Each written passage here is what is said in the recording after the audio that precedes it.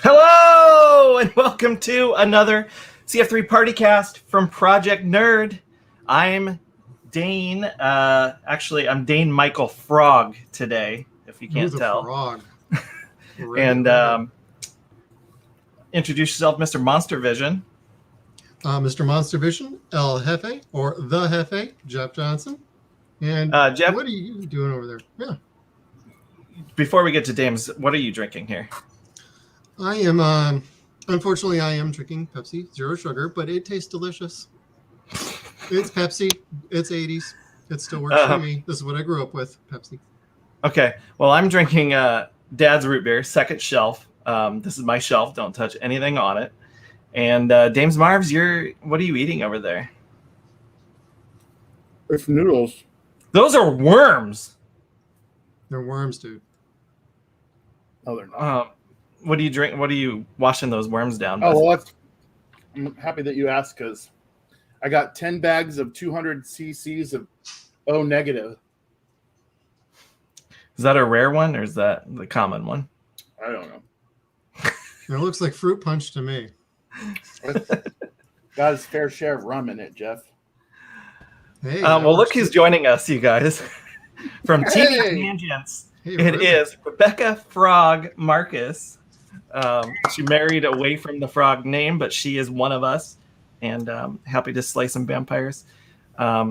Welcome, Rebecca. What are you drinking today? Thank you. Well, in honor of the two chicks that are in this movie, I'm drinking two chicks, whiskey, spicy ginger, and orange cocktail.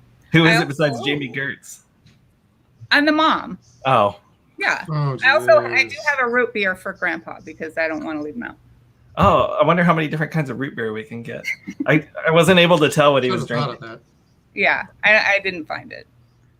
Next up from Virgin Mary Pistol Grip for the first time ever on CF3, it's Jails Sepke. Jails, what's up, buddy? Not much, man. Thanks for having me. This is amazing. Hi, Rebecca. Long time no see.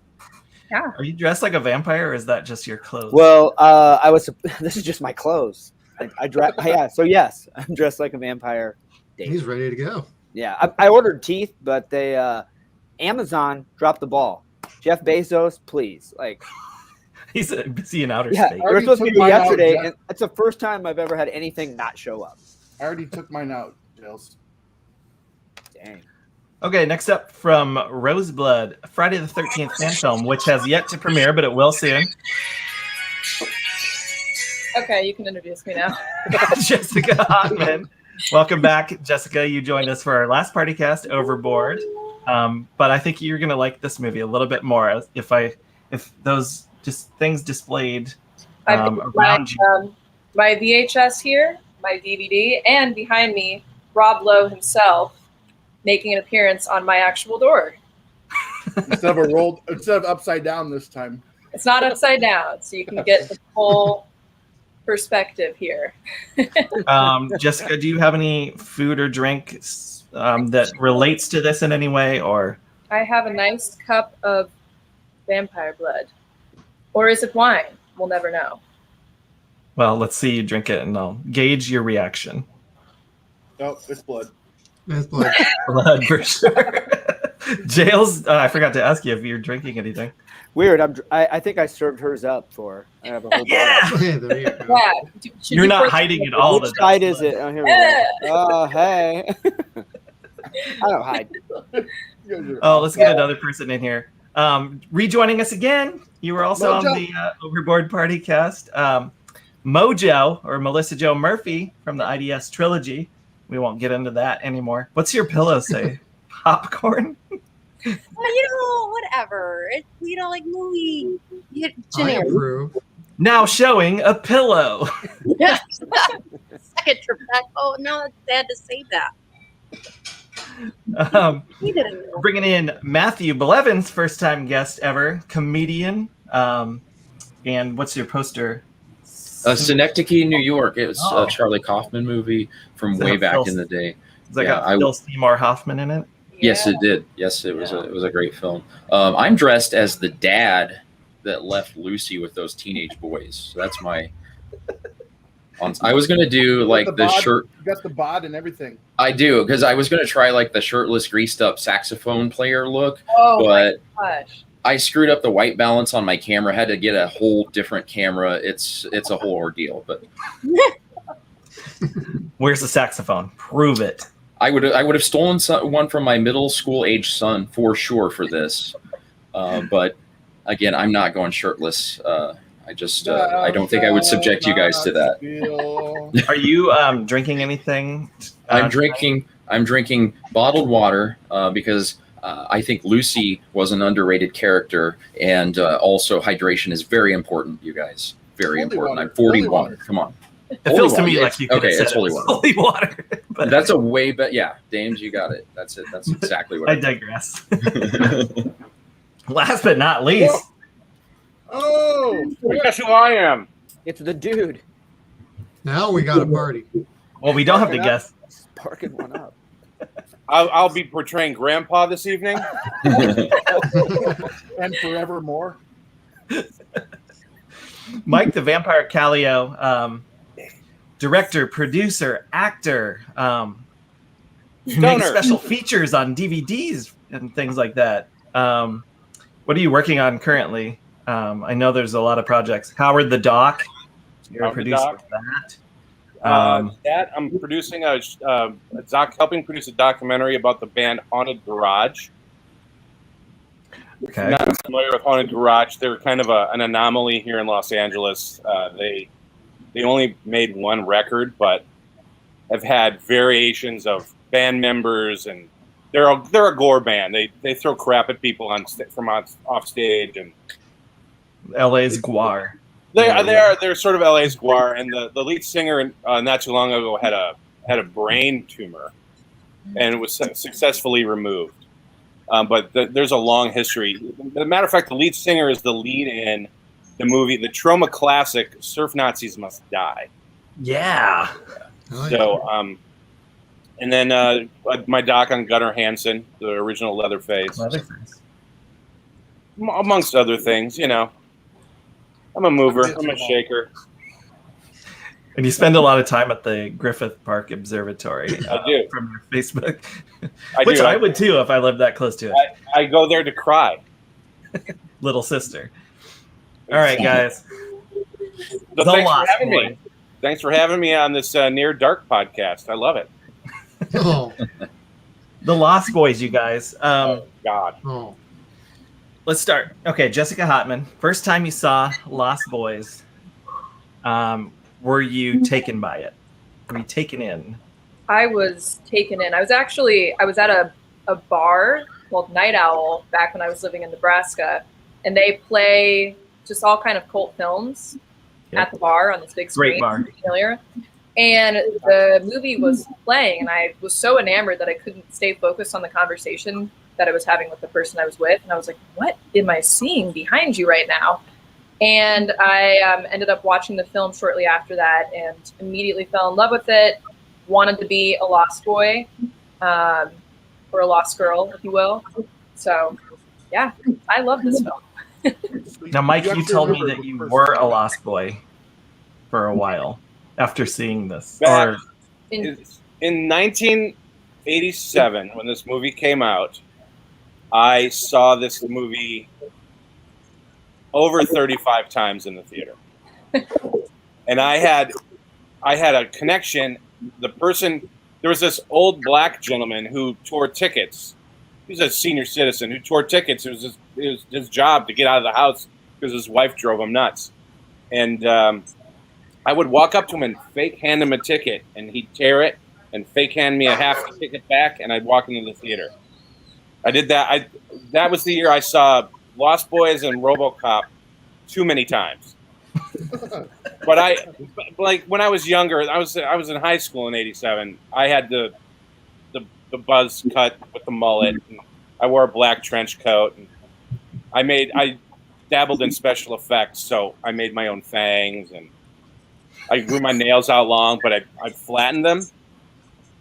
They weren't pointy; they were flat, like the ones in the Lost Boys, because I was a nerd. So before we move on to favorite lines in this, is there anybody else who has like a deep connection with the first time they saw this that would like to tell that story? Well, I saw it in 1991. I was about to become 16. I think I watched it. I made everybody watch it at my 16th birthday. And from then on out, for the rest of high school, I wanted my outward persona to be the Lost Boys, to cover up my nerdy inward persona. But yeah, I went full Lost Boys. Nothing wrong with that. Okay, let's get into some of our favorite lines. Who has one that they just want to start off with? James Myers? Are you? I mean, you're drinking blood, so you look fine, but... I have here in my hand a television guide. This particular one has Marky Post, rest in peace. But basically, you don't need TV if you have TV Guide. Right. Yep. That's my favorite line. But there's another TV related line. You know what it means when there's no TV? No MTV. That's true. MTV turned 40, you guys, and we should. Because no MTV now, it really wouldn't be that big of a deal. I know that line just makes me like long for a time when MTV actually was something to get excited about. It wasn't just 30 years ago. It wasn't just like ridiculousness on a current, like a constant stream. Jails, did you write down any lines from us? Have you ever seen this movie before? Yes, I have. I actually watched it as a kid, and then Dames Marv's asked me to do this, so I watched it again, and I was like, oh yeah, I do remember this movie. I remember why I haven't seen it since I was yeah, exactly. I was like, wow, the Corey's weird. Okay. I wrote two down. Great, the blood-sucking Brady Bunch, just because I like quotes that refer to other shows. And then try it with holy water. Dead breath. Dead Matthew Blevins, were you instructed by Dames to write down any lines from this? No, but I know which one I loved the most, and that was because I'm a dad, and it was second shelf is mine. That's where I keep my root beers and double thick Oreo cookies. I mean, that was... Grandpa was my guy. He's really an underrated character until the end. Mike Callio, 35 times. Did you even have to write down anything, or do you remember anything? No, I know the movie pretty much by heart. The last line of the movie is probably one of the best last lines of the movie of a movie ever. So yeah, you got to go with like one thing about Santa Carla I never could stomach. All the damn vampires. So is he an asshole for like letting them move there? Probably. Little warning would have been nice. Just kooky. Grandpa was. Jeff, what did you write down for a line? Well, I wrote down that one that Mike just did, but I also liked goddamn shit-sucking vampires. You wait till Mom finds out, buddy. Family show. And Mojo. Not this movie. You know how this works. I know. I was stammering because I already been said now like twice, the second shelf, because I love Grandpa. Grandpa's my favorite. I even have recast it in mind of how, but whatever. That's it. You guys took it. Oh. Okay. Anything Grandpa said or did. Who didn't get their favorite lines then? I did. Oh, Rebecca. Okay. Well, Grandpa, I love Grandpa because he reminds me of my grandpa. But my favorite line, I think, is when he's going to visit the widow Johnson and he's taking her some stuffed things. And one of the kids says to him, "What did you stuff for her, Mr. Johnson?" I think it was. That's my favorite. Jessica, there's got to be some stuff left because there's things I've written down. Stuff left. One of my favorite scenes, which also has one of my favorite lines, is when you have Grandpa and Sam and they're in the car, and Grandpa starts up the car and they're like going to town, and then he turns it off, and Sam's like, "I thought you said we were going to town," and Grandpa's like, That's as close to town as I like to get. So I love that one. And then I also like the part with Grandpa. Again, he's got so many lines where he's like, is anything going to pass for aftershave around here? And then Sam suggests Windex, and then he puts Windex on. He's like, yeah, that's great. It's an aphrodisiac. Nobody said, holy shit, the attack of Eddie Munster. Have that on my list too. Jails, it refers to another show. Also, Yeah, the no flying shit. gun is referred to. Dang it. Death by stereo. Did anybody write down a really serious line? Might have one in here. I wrote this one down. You'll never grow old, Michael, and you'll never die. But you must.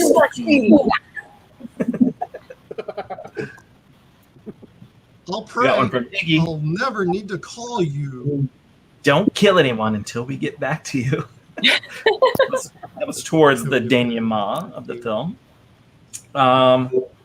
Nobody said death by stereo. Come on, that is. I just did a minute ago, buddy. All the lines are good. It's all good. That's legendary, you guys. Death by stereo. Okay. We trashed the one that looked like Twisted Sister. I think that's it. But nobody really said any lines from David except for me, because you don't know it, but you have to admit it. Every time he says a line, he says like Michael 2 times in that line. He's like, Michael, this was renovated from whatever till the fault lines destroyed it, Michael. Michael, a billion people can't be wrong, Michael. Michael. Yeah, Michael.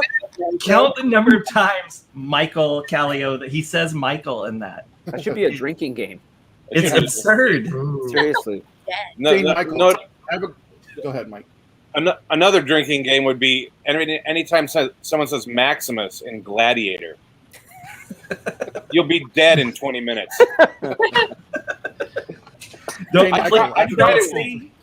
I tried it question once. for everyone, Dane Michael. You don't say people's names that much in regular conversation, so it drove me nuts. Like, Dane, I say a lot of people's names, Dane. Yeah, Dane. I like to say Dane a few times when I'm talking to you, Dane. That's what I wake up and Michael. say. Dane. I go, oh, Dane. Dane Michael. And then I'm out with my day. Dane, come on, Dane. Really? Rebecca Frog Marcus, Yeah. are you familiar with a little game we like to play called Total Recast? Rebecca Frog Marcus? Of course I am. I've heard the theme song a couple times. Oh, this one? Yeah, you might have. For the memory of a lifetime, recast, recast, recast.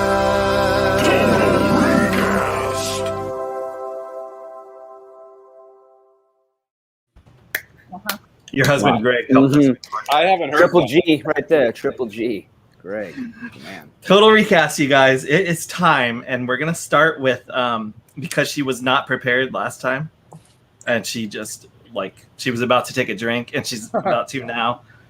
Murph, you're up. Total Recast. So just replace one role. Start with one. If you have more than one, just replace the one for now. And it can either be placing somebody time period appropriate from the original production or a reboot. Okay. Just one. Just one for now. And then if after everybody's gone, you Okay. can go. I'm gonna, even though I love Grandpa, I'm gonna change up. Grandma. And it's gonna be Kathy Bates. You're going to make it grandma. and Oh. We have a gender change. I know. Woo! In a reboot or a really young grandma back in 87. In a reboot. Okay. Reboot, like, I don't want to touch the original. So it's just like in a reboot scenario. I get it. Flip the gender, Kathy Bates, because she's my favorite crazy lady. Jeff, Total Recast. Jeff? The Jeff. I go something a little different with the original. Can you not hear me? Yeah. I can hear you. Okay. I'd go replacing Jason Patrick with River Phoenix. Ooh. Oh. I'm trying to think. Yeah, he was alive still. Okay. He would have been like similar in age to. I don't think he would have been that older of a brother. Can you not hear right? me? What's up? Okay, we're moving on. Jessica Hotman, total recast. Okay. No, he was 17 at the time when this was made. Defending yourself. Going well. We can believe it, we can believe it for now. Okay, so I was thinking about if this film was made in modern day, and the person that kept coming to mind was I would replace, not replace, just, if we were doing a new version here, I would make David Dacker Montgomery. He plays Billy in Stranger Things in the 2nd and 3rd season, and he's all crazy and wild, and I feel like if we were going to do a new version, he could really do the leather jacket, motorcycle, insane vampire. He plays a really good he does, yeah. creep that you want to just punch. It's funny because I feel like his look is so Michael. Yeah. Like I feel like they made his look off of Michael, but then like the craziness. Yeah, he's just inspired by both of those characters, more together. So he needs to be in the film regardless, the new one, if that's such a thing. Mike, what do you got for us here? With all this film burning. I get recap. that. I would say if it's a modernized, I would go Christopher Walken as Grandpa. Didn't you use Christopher Walken in the last time you were on CF3 in your recast? Probably, but Christopher Walken is amazing. Probably about another 15 minutes longer. Yeah, exactly. I can't do it Christopher Walken, or I would, but there's all that space between his lines. One thing I can't stand about Santa Clara. Oh, goddamn vampires. I watched that. Wow. There's too many of them. Rebecca, rescue this Okay. mechanic. I did a 2021 all-female recast. Okay. Whoa. I'm only going to tell you my main person because I didn't think of any others. I replaced Kiefer Sutherland's David with Miley Cyrus, the leader of the rogue vampires. I love that. So that's Now I want to hear the rest. Okay. My cat wants my maggots, but while we're sorting that out, while we're sorting this How they out, taste, Dane Michael? How do they taste? How are your maggots, Dane Michael? he likes it. Do your maggots taste? Oh my! Jails. I'm sorry. All right, You're I'll go. Mine actually is a 2-in-1 combo, so I kind of have to do two. I wanted to do both the Coreys switched out for both the Pauls, Logan and Jake Paul, because I just thought it would be funny that you had two Coreys and now we would have two Pauls. That's You had ironic. another one that you told me. Oh, I know. I will save that one. Don't. No, do it now. I'm just saying one. I could say No this one one. else is Dane, going to and take it. Do it now. Oh yeah, you're right. So in a new recast, instead of using the squirt guns, they should have used super soakers now, and they would just kick the shit out of everyone. Holy water super soakers. Holy water super Badass. soakers. You're recasting weapons. Yeah, we're recasting weapons. Why not? Serious, like the movie would be over right there, though. First ever recasting of a weapon that goes to jail. Would you marry pistol grip, guns? I don't know. Matthew even like Blevins. All right, this might be controversial, but Ooh. the role of Sam, I'm gonna have Corey Feldman play the role of Sam, and he's gonna remain a frog brother because personally, I'll take two Feldmans over one Haim any day of the week. That might ostracize me from some people that are familiar with the '80s, but it's Feldman for me all the way. Try working with him, then you'll change. I bet. I'm on board with you. I'm on board with you, Blevins, and here's why. This movie made me embarrassed to be a little brother. It made me embarrassed for like little brothers everywhere because of Corey Haim. He's so pathetic in this. Like, why is he like nudging up against his brother's neck right here? He's thinking of Charlie Sheen. Why was he singing in the bathtub? Like, because he's thinking of Charlie Sheen. I the normal brother stuff. I've never been a brother. Yeah, Dane and Dames, I've seen you two doing that all the time together. You're always rubbing up against Dames' neck. I was gonna say all those times we sang in the bathtub together meant nothing to you. James, if I was ever that much of like a total fucking dork of a little brother, don't finish. I apologize. Why did I just think of Dames and Dane in the bathtub doing the "I Believe" song? Because it happened. Well, it's probably happened. Because you had like a hidden camera in there, probably. Whoa. I got to make films somehow. James Marves, who are you going to recast? I love the original cast of this, but I also love my idea. I basically think this movie is Karate Kid, so I want to recast the two main characters, the good guy, the bad guy. Michael, I would cast with Ralph Macchio, and Kiefer Sutherland I'm going to give to William Zabka, just because I think that would be funny. Interesting. Do they do the fight in the midair, kicking and stuff? What's the running tally on how many times he's cast somebody from Karate Kid or Back to the Future? You know what my secondary one? My secondary one was I was going to have it be Michael J. Fox versus Eric Stoltz, so they could get their real life fight in the movie. I got to tell you guys, Lennox is into these maggots. Dinner time. Lennox Stream, how do they taste? So my total recast here. I don't know if you guys remember Edward Herman. He was in the last movie that we did. He was in Overboard. He was singing Tofuti. He was a total douchebag, and I recast him in that. And I think his name's Max in this. Yep. I'm recasting him again. Let's see.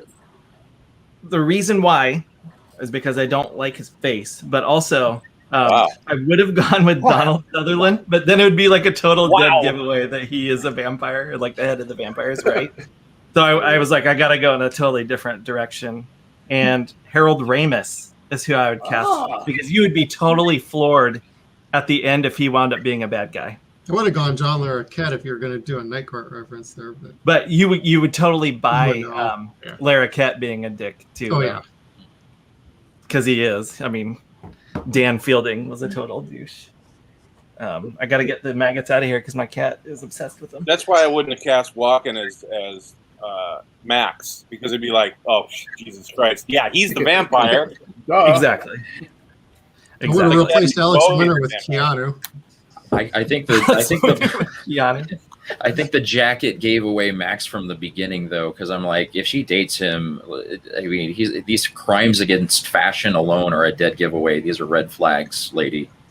Hey, he was just trying to be hip and cool, like his boys. He had neon artwork in his house, for Christ's sake. True, he should have been burned at the stake, and not because he was a vampire. Right, just because of the neon art. Yeah. I love Edward Herman. Just saying. I do too. I don't. do too. But when he does this, but I love Edward Herman. When he goes with his tongue, I go, "All right, come on." I was asked to be head vampire myself in my female reboot. I brought back Jamie Gertz as Star. She's still Star, but now she's the head vampire, and she's taking over the video store. But it's a dispensary now because nobody gets videos. That's part of my more sense. I wanted to throw that in there. That's way more sense. You know. What do you hand out to little kids at the dispensary though, instead of lollipops? Balloons. I like it that because Gertz can be totally unlikable if you've ever seen Twister. Is anybody as deep a sleeper as Grandpa is? By the way, in real life, do any of you? Yeah. No. My dog is. Do you have your dog? Does it look like what's the Nanook. You want to see Does my your dog Hound look of like Hell? Nanook?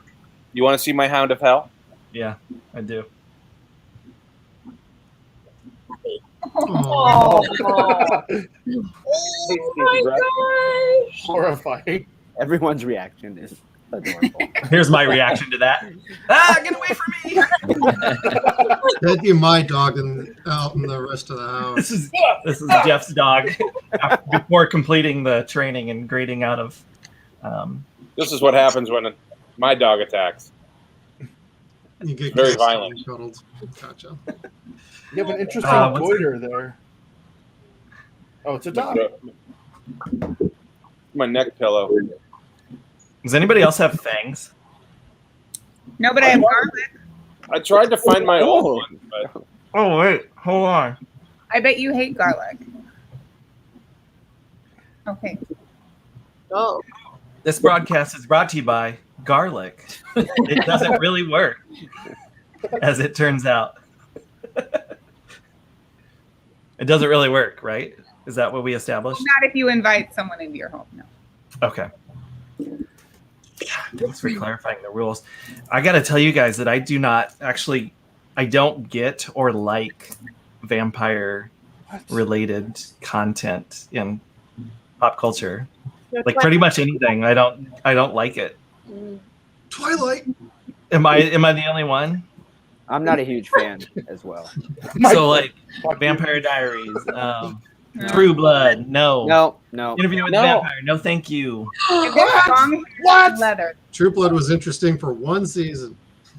I like Count Chocula. That's about I it. thought Jeff was gonna say one scene and like all the nude scenes or something like It was that. interesting for one season. It for got me, bad if after it's that. good, it's good. If it's not, it's not. I don't seek out stuff, but Yeah. I love Near Dark. I love the Lost Boys. I was gonna say Near Dark is probably the next best one. Do you guys know Yeah. how many good vampire things there are? How One, many? 2, Oh yeah, the Count is the best. The Count from Sesame Street is the best Good vampire. vampire things. And I will give a nod to Bela Lugosi as the original Dracula on screen. Okay. Well, you also got to give a nod to Christopher Lee. He played Dracula the most. Do I? I kind of like him as Count Dooku better. Oh, you got to give respect to Hammer, man. He doesn't get that role Just without took a Dracula. Dooku on Christopher Lee with that one. He doesn't get that role without Dracula, Dane. Yeah, that's true. Yeah, Dane. So Damon told me to bring like a sucker. Do they eat them in the movie? I don't remember. Yeah, he was It's handing one out of the little suckers at the video store. I feel so alone because I am obsessed with Buffy the Vampire Slayer. Oh, I we love forgot to bring I love that the up. show. This Thank isn't you. live Okay, journal. you had this great for vampires, and I was like, great. Now I'm a loser, but yes, Buffy. No, No, No. nobody. now We've already we're established losing. nobody agreed with me. Okay, I'm on an island here. I took his By hand. yourself, buddy. Even his That I- cat's like, who even are you? I thought Buffy. I even liked the movie. Mm-hmm. I like the movie for what it was. I mean, Yeah. like Pee Herman in it and his like really extensive death scene. Yes. I love. I could just watch that. Just like- I love it. And McWW says I could watch Lenny eat maggots all day, but now he's on to my lollipop. Gross. Oh, dang. With any genre, there's good and bad vampire movies. Anywhere you want to talk anime, you got Hellsing out there. You want to talk live action TV shows, Buffy's probably the best example. If you want to talk movies, you got Near Dark. You got what Salem's that? 30 What was Days that a Night, soap maybe. opera? You know, Hey, what was that Shadows. soap opera? Dark Shadows. Shadows. Dark Shadow. Dark Shadows, the soap opera. Yeah. I mean, the sparkling ones were pretty cool. I just don't like. This black And Jessica's getting really mad. I just don't like goth. I think like gothic anything. I don't know. I'm gonna disagree with you there, Yeah. but I respect that you take a stand on that. I'm wearing my leather jacket right now, so I got one earring in. I'm like goth. I love it all. She's ready. I'm ready. I'm ready to join the motorcycle gang and ride off into the beach with the sexy sax man. Like, take me there. All right, you're cast. You're in the remake. You're star. I'll do it. I'll do it. Just that's it. You can be in Okay. Rebecca's You can be all-girl in- cast. You can be in Rebecca's all girl. Yeah, all girl cast. Let's I do would it. love that. We used to have at the church at the end of our street, they'd always have a yearly fair, Ferris wheel, tilt-a-whirl, all that crap. And then the year that movie came out, boy, did we ever go out walking around there being all goth. I had motorcycle boots with a fucking spur on them. One, I was Michael. You were. Yeah. This is There you are. I mean, David. Yeah. Bring me that carousel. Someone said Michael a bunch of times. And confused me. You're like, I really was Michael. I was like, yes, you were. Yeah. You were Michael, you were Michael. Yes. Hey, Michael. I'm going to fake tear your ticket, Michael. Is that okay, Michael? Do you want to watch this again, Michael? Yeah, now I'm getting annoyed by that. Oh. Seriously, next time you watch it, it's not just David, too. Like, everybody feels like they have to say his name like 68 times. Dude, the worst instance of that is in The Edge. In that movie, Alec Baldwin says Charles like 300, like literally 350 times. Charles. Just an accurate count? Yeah, I know. I was like literally I'm sure it's happened so much that there is probably a count online. Someone did it. How many times was Baldwin played Charles in that movie? Can we talk about this scene for a little bit? This scene here. It's a great scene. Okay, what's great about it? None of those comics are bagged and boarded. Okay. It's 87. That's my thing. The point is that kid knows that he's fucked up there, you know? And they're like, oh man, look at all this knowledge it's grabbing. Thought he was such a loser. No, he knows everything about these comics. Honestly, Sam has the coolest shirts out of anyone in this show. So we got to give him that, you know? He rips some serious style, even though he's the nerdy younger brother. There's one where he's wearing, and I don't have a picture of it, unfortunately, but he's wearing like stick figures that are like neon colors on his shirt. If you have the balls to wear that, you're cool. Just saying. I don't have a That's Schumacher's fashion industry experience shining through. None of them seem to fit him. That was my problem.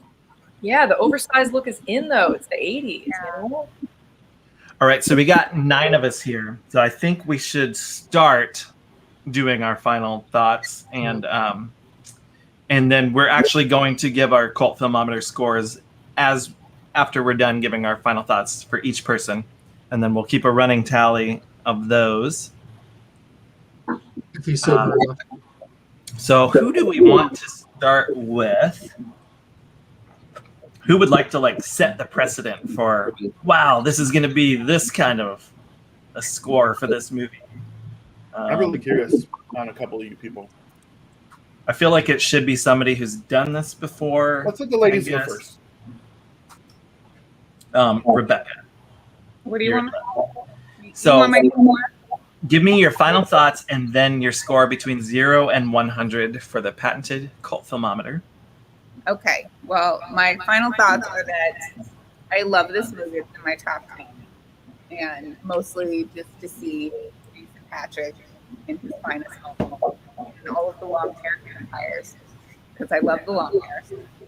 And I gave him a 95 because it's very important to me. And I knocked off points because of the almost zero female representation in the movie. The women in the movie are kind of vapid and weak, and you know, that's not what I'm looking for, though. But yeah, what's that? It's to me like a perfect movie. There's not a minute of the movie that I get bored with or that I wouldn't watch. So 5 points off for really failing the Bechdel test. There was never any point where women even talk to each other, let alone not about men. Right. Yeah, I don't think Joel Schumacher was in it for the ladies either. No. Nor was producer, and we gotta pay tribute to him, Richard Donner. You guys, the late Richard Donner. We just lost him recently. For my homie. Pour one out for executive producer Richard Donner. Is that a Jeff? Is that a Camaro? What is that? No, it's a Datsun. Close. That's the quote of the night right there. That was close. I'll drink to that.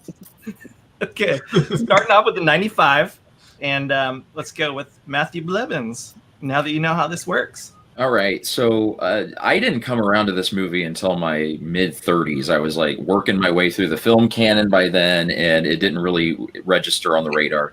I gave it a recent rewatch, and I thought it was endlessly entertaining. If I had found this film instead of Monster Squad in my aunt's VHS like bootleg collection, then my entire life path could have changed. I could have been, riding motorcycles on the boardwalk with Jason Patrick. But as a father watching this movie, I've run a sewer auger before, and I have no idea how hard it is to get vampire chunks out of your plumbing, but I think they're going to have to move. But overall, I'm giving this movie a 72. 72. And that's because you liked it. Okay. I liked it. Yep. I see people bristling here. Jessica, let's get this score back up. I can do that for us. I can do that. So, I agree with Rebecca wholeheartedly. There's just not a minute of this film that bores me, that I'm not interested in, that I'm not in love with. I was born in the 90s, but this is just one of those films that makes me wish that I was born earlier so I could have lived through this time era. So, with that being said, I'm going to read the quote here. Sleep all day, party all night. It's fun to be a vampire. I'm going to drink the blood and say that I still believe. And the only 2 points I'm going to knock off, because I'm going to give this a 98. One, for not enough female cast, female interaction. I agree. And then another point because I want there to be more Tim Capello, who is the sexy sax man. Like, I just want to see him again in the film. So it's a 98 for me. Matthew, are you writing your costume choice? Real quick, I just want to throw in that you can see Tim Capello in a Netflix documentary called Warm Stories, where he talks about where he got the cod piece that he wears in the film. Wow. Sold. Really good. Wow. It's a series. Why do you know that? Because I like weird documentaries about random things. That's what Netflix is for. Exactly. Yep. Jails. I'm gonna say the movie is very. Oh, go ahead. What? Aren't I supposed to give my review first, there, Bob? Yes, that's what I was hoping you were. Oh, that's it. Everything. Yes. Thank you for helping me. It is my first time, so. Sex will be next. Yeah. Okay. Oh wait. Well, drink some blood. I would say number one, I really think the movie is very entertaining. I feel like it's one of those movies that if you haven't seen it, you should at least see it one time to judge it for yourself. Just because it's very fun. I do think that if you were a kid around the 80s and 90s and you watch it now, you still enjoy it because it takes you back to that time. Where if kids nowadays maybe watch it, they're going to be like, they have no frame of reference. So there's no werewolves in this to go with the vampire. Yeah, right. Fun movie. Right. So with that being said, I'm going to give it an 80. That's like a B-. And since I'm a teacher, I kind of have to give it a grading scale of a B-. What do you teach? Blood drinking? Yes. Mike Callio. Yes. 35 times in the theater. How And many? more after that. When it came out on VHS, I bought a copy, and this movie to me, I mean, I grew up in this time period where I could dress up like Kiefer Sutherland and walk around a fair at the church down the street and freak everybody out. I made fangs. This movie. I think this is the movie that made me go, I don't want to be a nerd anymore.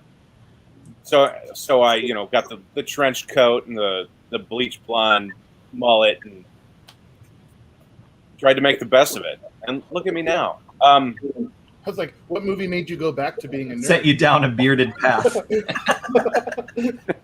That's called laziness. Oh. I got pure laziness. No, all directors have beards, don't they? This movie is very nostalgic for me, and I dig it. It has its flaws. The female thing is definitely something that should have been addressed early on. But thank God they didn't release the pilot for the TV series that they made a couple years ago. It was god awful, and did the same thing. It meant the women were like victims and pushed into the background, and it just wasn't good. So I have two scores. I watched this movie. The last time I watched this movie was probably 3 years ago, and I went out afterwards to have a drink, and I ran into Kiefer Sutherland, who I run into a number of times over the years. And we drink and talk about this movie, and then he takes his pants off after everybody leaves. It's very bizarre. But and he goes, "You guys just say Michael to each other." Yeah. He wants to suck your blood. He's like, "How you doing, Michael." I would give this an 80, but hanging out with Kiefer Sutherland and hearing the stories after you just watched it, like an hour prior, that's an 85. Okay, so 85. I like it. So 82.5. So you're taking the average. His average of these two. Yes. Wow. Let me see if I can do that. Okay. All right, I'm back on track. Don't mean to mess up your maths. I mean, the Cult Filmometer is back on track. Mojo. Yes. Okay. So, yeah. Okay. Good movie, but honestly, this is one that I didn't see till later on, and I'm noticing a very interesting trend of if you saw it when you were younger, you're scoring it a lot higher than some of us who saw it later on, which is odd for me. So it's a lot of weird shit. But this one I probably didn't see until my early 20s. I would say it is really good. I really, just even like upon the opening scene, well, that first kill of almost like the Jaws-like, right? You never see them coming in, but you're seeing their point of view, like in Jaws, giving that like creepiness. Love that. And then moving on to not always doing that the whole time, getting a little bit more crazy. But I don't have as fond memories of it, and it's not a perfect film in my eyes. It is definitely a cult classic. There's so many cult bits about it. So I would say 79. 79. 79. It's a great movie. I think it's definitely within the cult realm, because that was one of the things that I had a hard time with Overboard. Hey. Is that it wasn't as high up as culty. If that makes sense. I made a mistake, and I've been paying for it. Sensitive Overboard people over here. You're welcome. Okay, that's it. 79. 79. Sticking to it. Dame's IV Marv's. Dame's Marv's 4 or IV. Full of blood. Stop. So I recruited this cast of people here tonight, and I talked to a bunch of other people, and I came to basically a consensus. Most of the females that I reached out to were like, "That's one of my favorite movies of all time," and I never really thought of it as, I mean, I like it, and I never really thought of it as like, "Oh, that could be someone's favorite movie." But I think like movies from that time period that were my favorite movie, like Karate Kid. This is like the more romanticized version of the Karate Kid in like a more fanciful world. Because I don't understand the other new vampire stuff that happens up in Seattle. What's that series called? Twilight. The Toilet Saga. That's what I haven't watched it. So fair He's enough. Team Jacob. I'd probably love it, but I mean, to me, this is like a Karate Kid that's more romantic, I guess. And that doesn't necessarily mean like person to person, but like just it's a romantic movie. So the way it's filmed has an air of romance around it, and I think that might be. Comedic timing is everything, everybody. Incredibly romantic. I think. Oh yes. Woo! Lex Luger makes an appearance. Now I'm all distracted. Yeah. But no, I think Romantic. It's fantastic. I mean, like I said, when I was doing the recast, I didn't want to do it over because I don't want to reboot it and ruin what's already there, and I wouldn't change the cast that's there now. So I kind of went stupid with my choices. But overall, I think this movie, when I put it up against every other movie I've ever seen, which is how I do this, it's an 86. Ooh, it's like Karate Kid with bite. 86.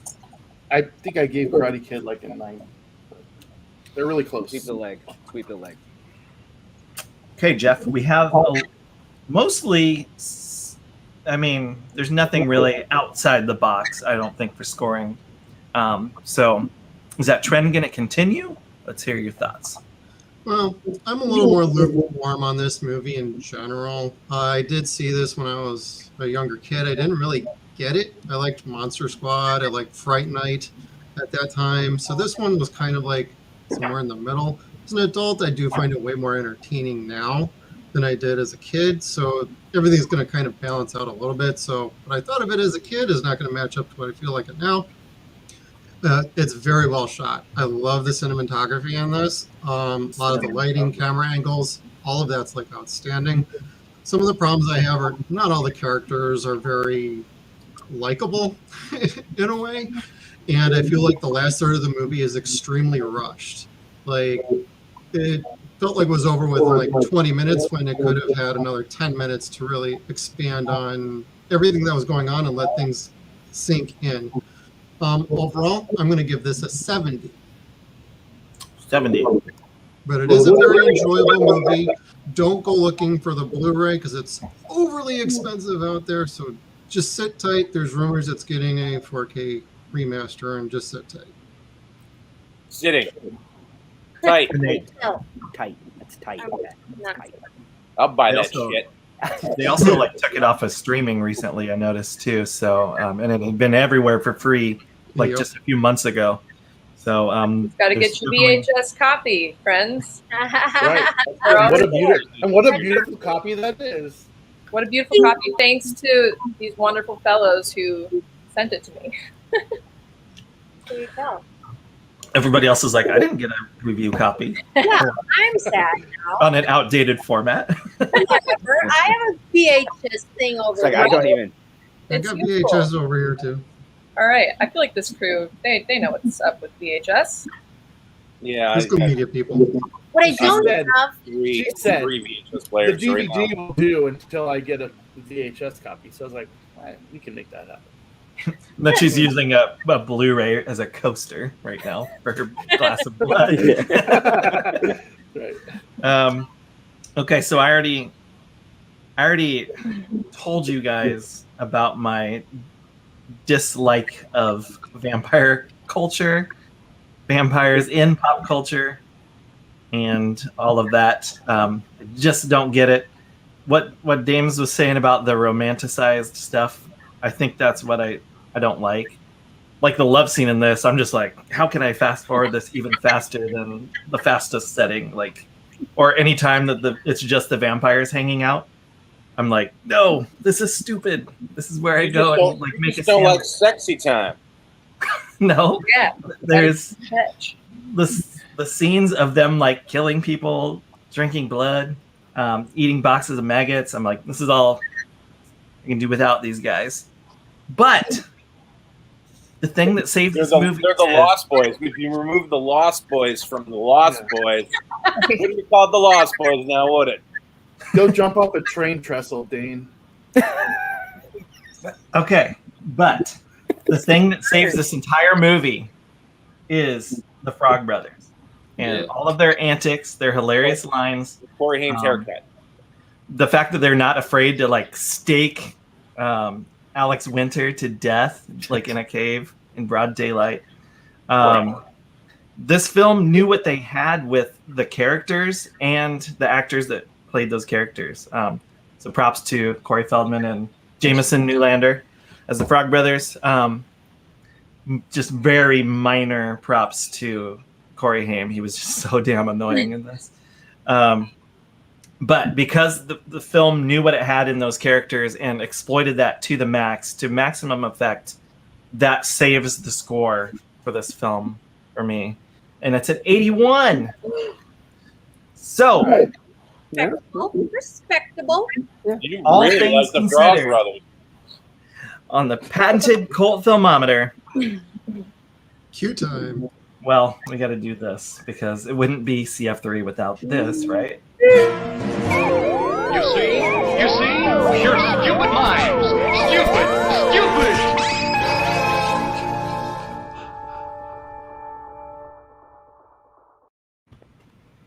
An 82.61 on the Cult Filmometer. Deems Marvs, where does that put it in the pantheon of covered films? 82.61 puts it just above Joysticks at 81.25 and just below Poltergeist at 86.25. That's very accurate. That's fair. That's very I love it. I love it. You're like, yeah, that is. We rated joysticks way too high, but there we had our reasons. Yeah, the director gave it 100. Joe Don Baker. Yeah, the director gave it 100. Joe Don Baker was like a highlight for that. That definitely was why, but the director gave it 100. So there you just to point this out, the Lost Boys now is strategically perfectly located in the dead center of all the movies we've done. Billy Madison was the worst at 52. Total Recall got a 93.5. Billy sucks, bro. Plus he gave it a 0. He gave it a 0. Who gave it a 0? Come on. The guy that was in 0? it. Haskins. Oh, come on. It's way better than a 0. Larry Hankins, Crazy Carl, and he gave it a 0. No. And I thought it was hilarious. He got bullied on set by Adam Sandler, so there you go. That's why he hated it. All right, let's come Check back out and that say episode our on goodbyes. Project Nerd on YouTube and hear the stories. Let's come back and say our goodbyes, Dane. Okay. If you have something to promote, you're free to do so now, and we're going to go one by one with the person who's making a face To the and a cornfield Michael with Jackson Jeremy hat on. Murphy. Freddy Krueger hat with an extra thing up there. That's a Michael Jackson Moonwalker hat. I am going to promote Billy Madison. You're welcome. And our episode about it. May That's God another have I mercy know. on your soul. Yeah, that's all I got. That's it. I have nothing to promote. That's it. Matthew Blevins. So if anybody's going out to Colorado Comic-Con, I am going to be in Colorado Springs on August 27th, headlining at Private Label Distillery. You can get your tickets at hahalaps.com/Colorado. I feel like I did that quite professionally. You did. Very radio. Until you called it out. And then you patted yourself on the back and read Well, yeah, it. I have to be meta about it. There's, There's that word again. Mike Callio. Promote the. I'll be performing at in Moab, Utah, at the Chuckle Hut. No, I have a movie coming out. I don't know when. It's called The Scout. It's a found footage slasher movie we made at the tail end of this reoccurring pandemic. So I'll keep you posted. But it turned out cool, and it's getting released. I just don't know when. There you go. You're welcome. That was important. Yay! Snaps.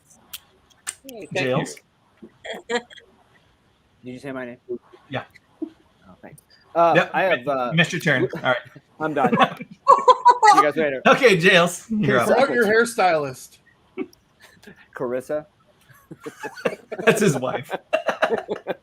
Does she style your hair every morning? No, she Before doesn't. school? I just wake up, guys. That's I a wake wake-up up. job. That's a wake-up wake up job like if this. I've ever seen one. Yeah. I would like to promote Blue Fingernails. It is a mental health awareness nonprofit that I started, and it's a lyric of a song I have, and it just kind of goes together. So just help each other out. BlueFingernails.com. Nice. I love you. Jessica Hotman. Okay, well, if any of you are into dark music, I have an album coming out this October with my new band called Giveth. And we actually have a song on the record called The Lost Boys. So if you love this film and you wish it had a higher score, please check it out. There's also a song on the record called New Blood, which is going to be in the Friday the 13th fan film that I am acting in called Roseblood, coming out this November. So stay tuned. I'm going to go to the premiere. Yes, November 28th. And you're playing the younger version of Lar Park Lincoln's Tina Shepard from Friday the 13th, Part 7, The New Blood. That is correct. Bringing back the 80s once again. Rebecca Frog Marcus. Okay. Is it excessive to promote two things? No. No. So my podcast is TV Tangents. You can find me with my co-host Natalie on Spotify and all the places, and at TV Tangents on Instagram. I don't know, like just you can find it.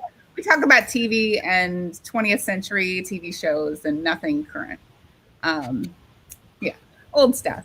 I also have a new novelette coming out next month on Amazon and on Nook and Kobo and all the places. And it's called Sam and Magdalena's Great Escape. So you can pre-order that right now. And it's just like a 50-page story. Is this about Sam from The Lost Boys? It is not about Sam from The Lost Boys. It's actually about, it takes place in 50 years in the future. It's about a couple of Gen Xers who are now in a retirement home and they want to get out. Beautiful. Check it out. Badass. Let's make the film. Well, thank you guys for your time. And again, be sure to subscribe to Project-Nerd, youtube.com/project-nerd, and Facebook, same thing. And watch all of our great content. We're doing it week in, week out, and looking forward to having you join us for more of these in the future. Thanks again, everybody. We out. Love you guys.